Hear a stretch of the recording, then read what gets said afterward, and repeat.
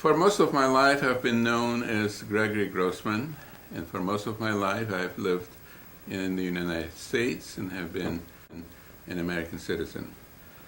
But my roots go back in time and in various directions on the map, and the family especially, or all the families with which I'm connected, have been in many places at various times, and to some respect are scattered over the globe right now. I'm speaking at the beginning of 1995. I'm 73 and a half years old, so I've lived approximately 3/4 of the 20th century, and just observing the 20th century, not to speak of participating in it, has given me, if not wisdom, certainly a lot to remember. And here I would like to share some of my memories and some of my appreciations with those who are dear to me, and many of those who perhaps don't yet know me as yet. Well, let me begin then with the geographic and temporal origins of the family as far as I know it. I know virtually nothing of my great-grandparents. I know something, but far from as much as I would like to know of my grandparents. I certainly know quite a bit about my parents. So the Grossman family, for at least the last few generations that I know of, lived in a small town in Ukraine, at this moment an independent country, but for most of the period of my life and my immediate ancestors' lives, part of either the Russian Empire or the Soviet Union. The name of the town was Starokonstantinov, which in Russian means Old Konstantinov or Old Constantine Town. In previous centuries, for a long time, it was part of Poland, and the Polish cultural and political heritage, or shall we say legacy rather, was very strong there, even as late as the time of my own birth. Moreover, like so many other towns in Western Russia or Eastern Poland, it was largely a Jewish town.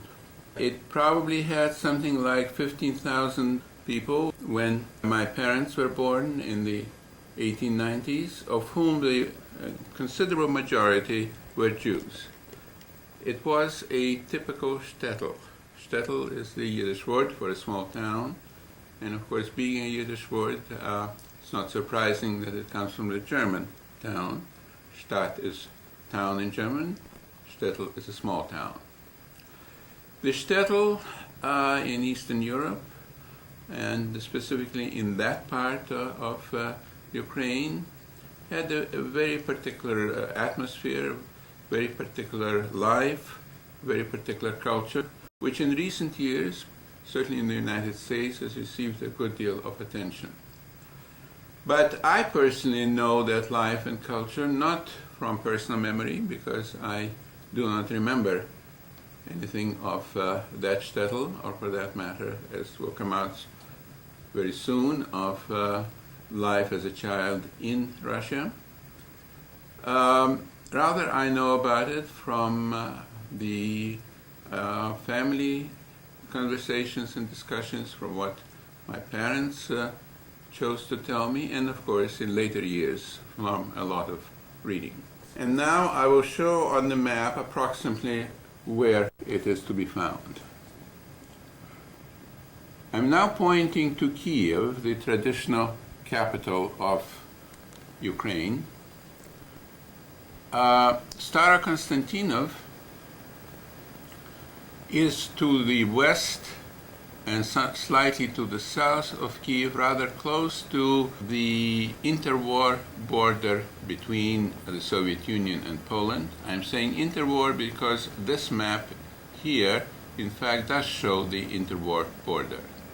It was, however, in the midst of what we know as the Pale of Settlement, that zone in Eastern Europe, which I am now very roughly circumscribing here, which contained a very large proportion of Jews, where, as I already said, the towns and even the larger cities were heavily Jewish, while the countryside was almost entirely non-Jewish, and where, at least in Imperial Russia, Jews were supposed to be staying, and only under some exceptional circumstances were they allowed in Imperial Russia to live outside the Pale of Settlement. All that, as you might imagine, left a very, very heavy stamp on the consciousness and the culture of the Jewish people there. And among other things, it meant that they preserved for a long time, indeed well into the 20th century, their language and their religion. Their religion was Orthodox Judaism. There were very few variants of that.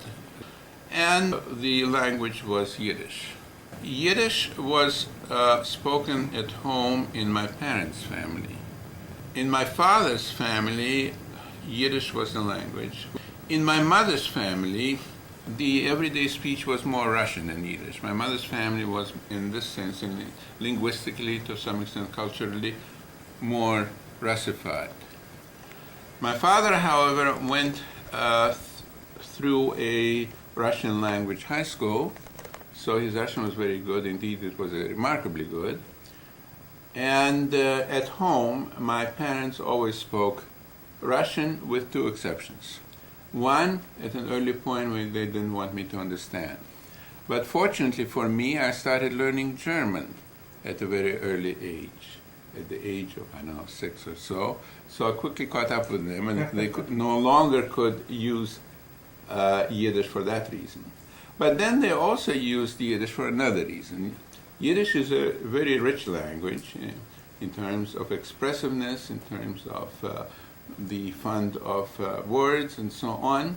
And therefore, frequently they found it desirable to use a Yiddish phrase, a Yiddish word, maybe a whole Yiddish paragraph, because it carried the meaning they wanted to convey to each other and later on even to me.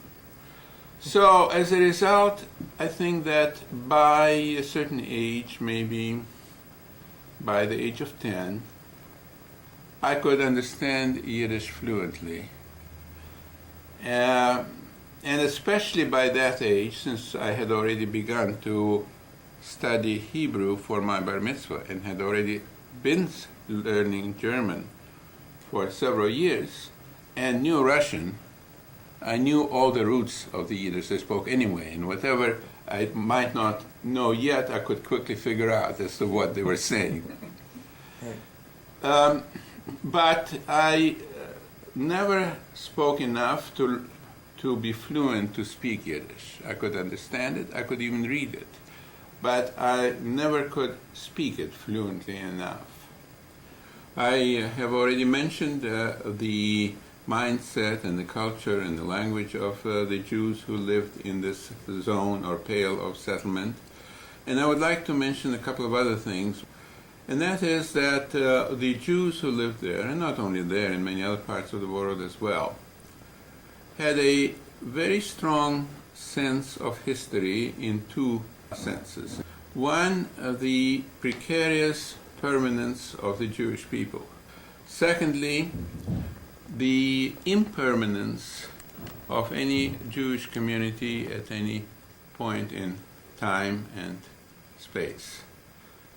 The awareness of anti-Semitism, of the hostility of the environment was very great, which also, of course, inculcated a parallel awareness of the possible need to pick up and go. The realization that while the Jewish people as such may survive, one's life, one's place, one's home, and so on, may not be able to survive, and one may have to go, be it to America, or in our case in China, or to Argentina, as in the case of some other members of the family. And it is indeed so that At the time I was born, an exodus from this general area to the New World and to other parts of the globe had already begun, with hundreds of thousands, if not millions, going to America, Canada, Australia, other places. A few already going to Palestine, but others just going wherever they could go, wherever they could escape from the misery, the pressures, the anti-Semitism, the hunger, the poverty, or whatever. My father's family was extremely poor. My father's father was a tailor in this little town, and both of my father's parents died sometime, I'm not even sure of the date, before the First World War in a cholera epidemic, leaving 6 children as orphans. This photograph, one of the family's treasures, was taken in 1906 in Starokonstantinov, my father's family. This is my grandmother. This is my grandfather.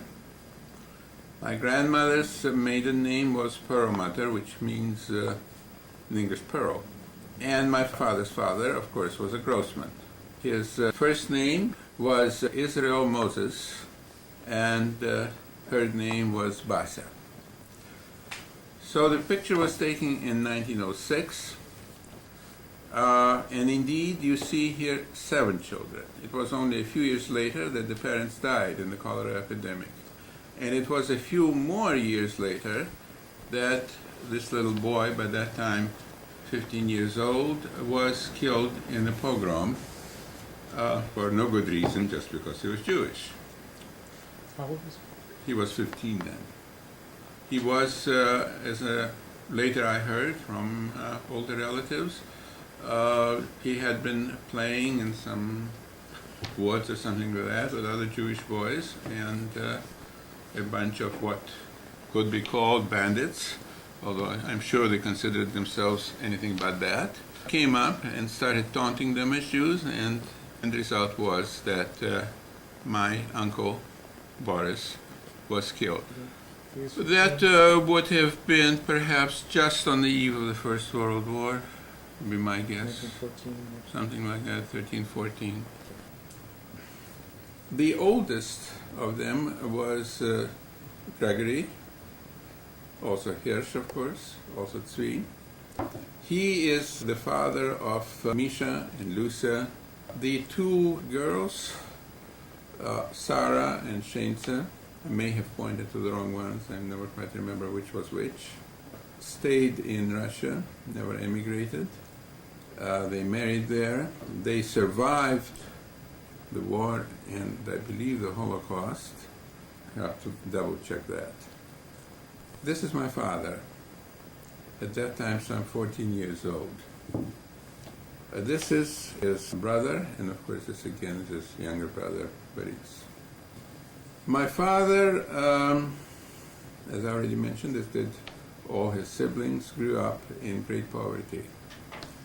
He would tell me that frequently he would go to bed at night with a piece of bread, and he would not eat the whole piece of bread, but only half of it, and put the other half under his pillow to make sure to have something for breakfast. And I'm sure this was true also of others. He survived largely by his wits.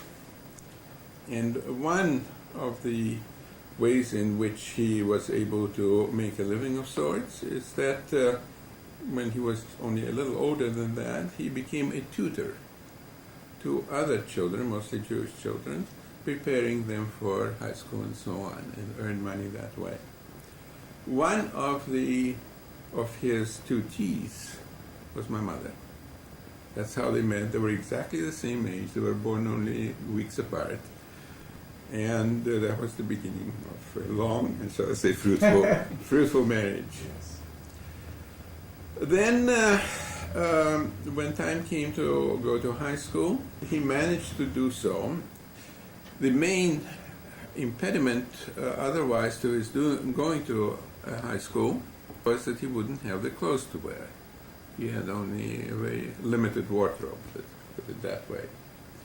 But there was a rich Jewish person in that town who established a scholarship, or maybe several scholarships simultaneously, for Jewish boys who were selected by promise, and those who selected by promise did not receive money. They received a suit of clothes to go to school.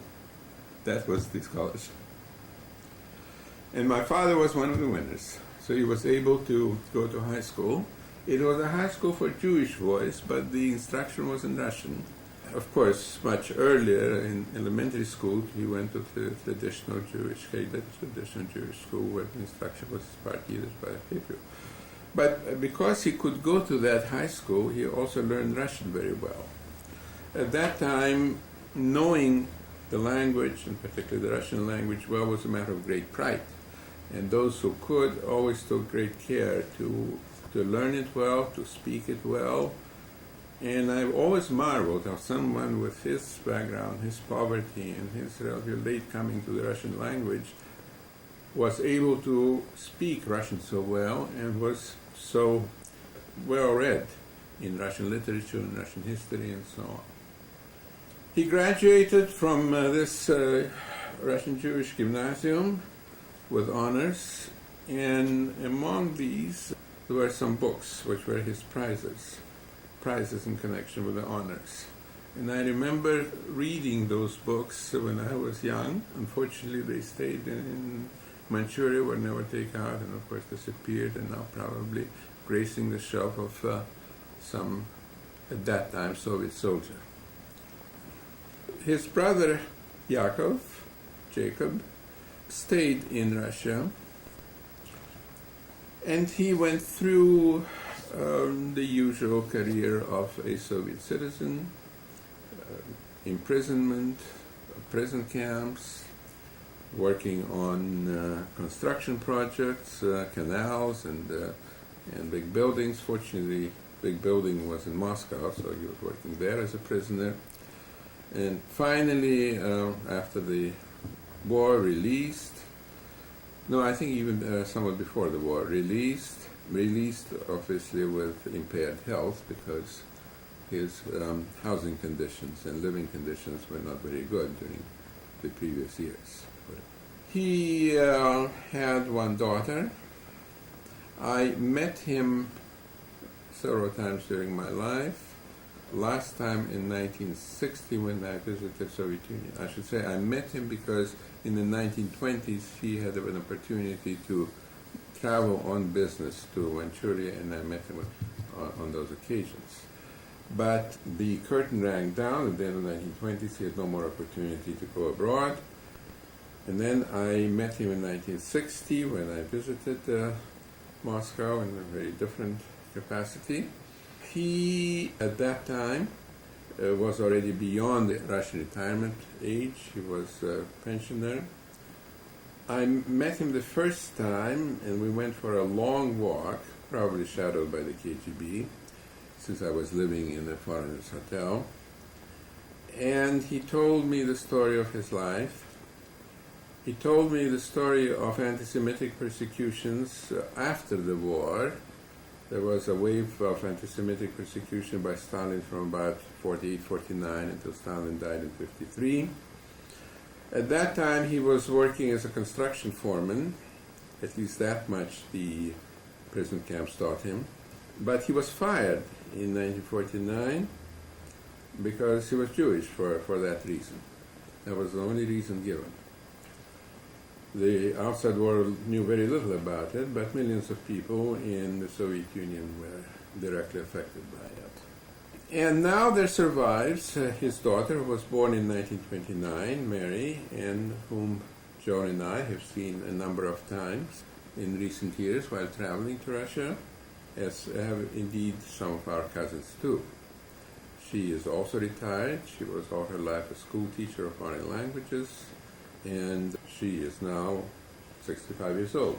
And she visited us in late 1988, early 1989, I think. Yeah.